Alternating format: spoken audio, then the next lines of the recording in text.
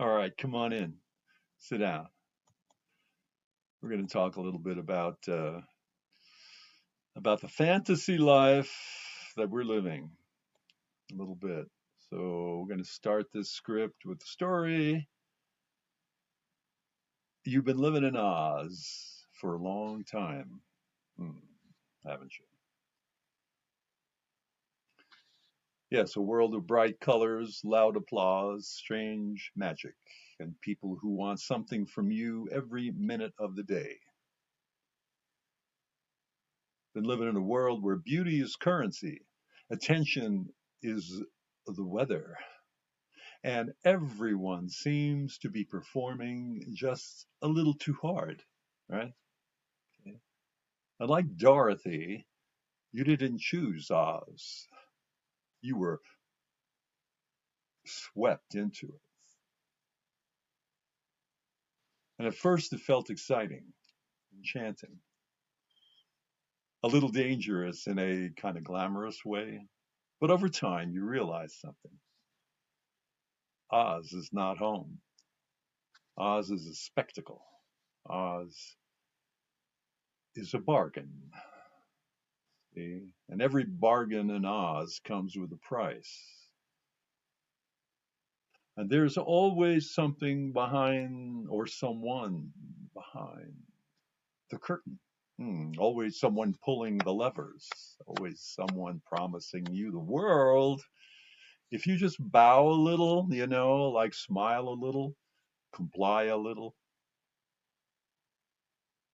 it's the same old offer, all right? I will give you everything you desire if you give me yourself. And you, being human, being hopeful, being hungry for safety, for meaning, you said yes in small ways, didn't you? Just like they train horses. Small ways, man. A lot of carrots. Not because you were weak, though, but not because you were, what's another good term for that? Not because you were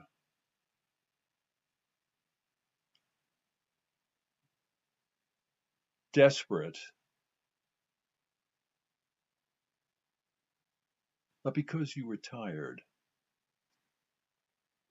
right?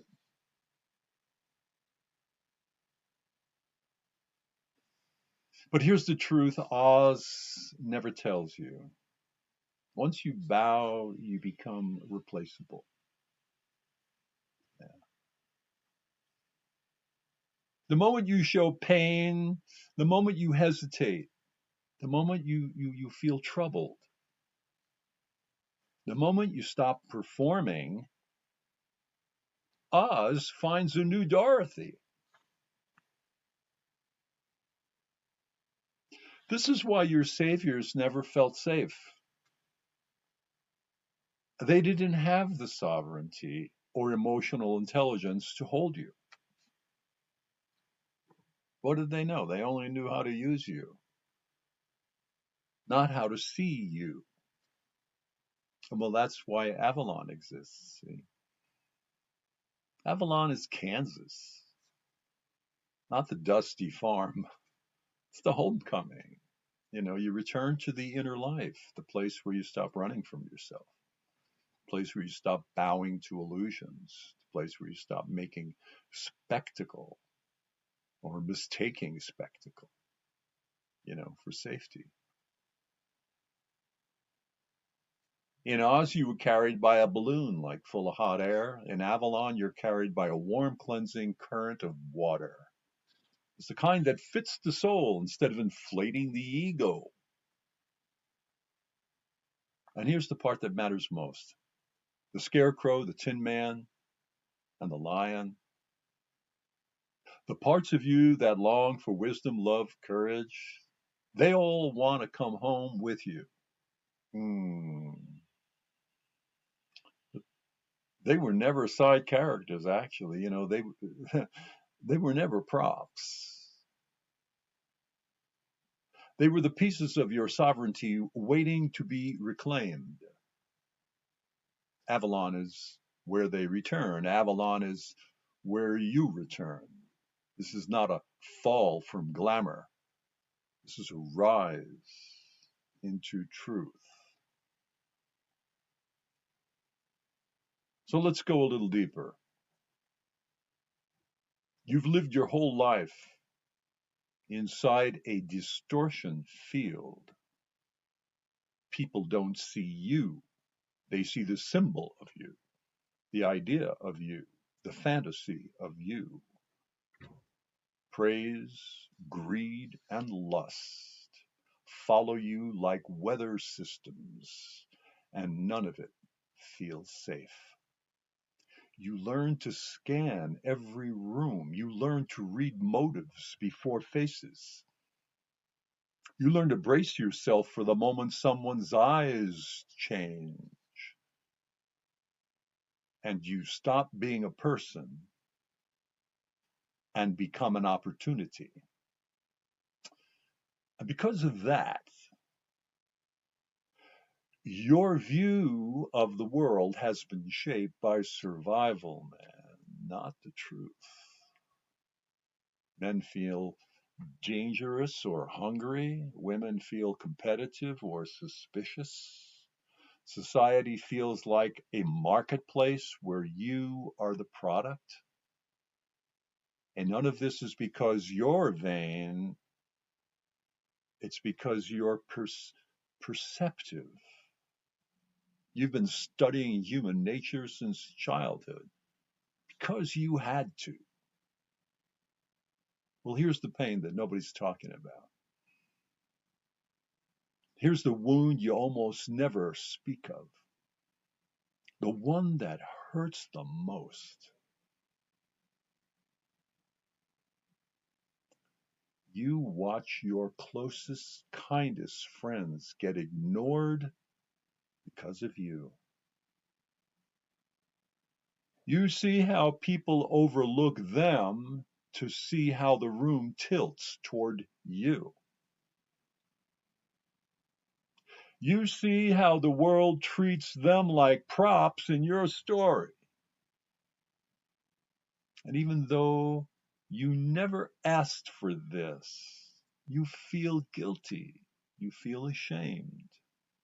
You feel unworthy of the pedestal you never wanted. This becomes another reason you pull away, another reason you distrust attention, and another reason you feel like a burden instead of a blessing.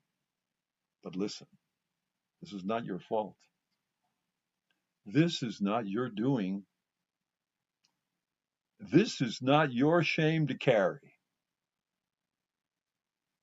It is the world's immaturity, not your inadequacy.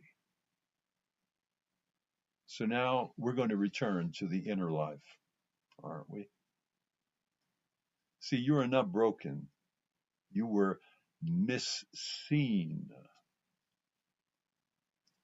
And you adapted in the only ways that you knew how. Your restoration is not cosmetic, it is sovereign. It is going to be a return to your inner life, your emotional clarity, your grounded presence, your truth, your dignity, your spiritual center. This is the deeper beauty, the beauty that cannot be bought, groomed, or surgically maintained. Right. See, it's the freedom, the freedom you've always wanted. When you return to yourself, you stop running, you stop hiding, you stop performing. You stop fearing other women. You stop resenting men. You stop seeking safety in cages. You become a woman who can stand in her love, her life, and her truth. And your beauty,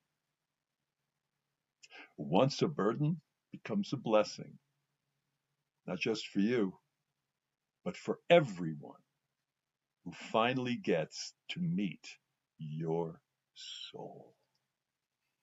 All right, that's my message for you today, ladies. My lovely madams. Okay. Now remember, you're going to get back here. We're going to talk more. Got some good stuff. We're building a community here. Remain in peace.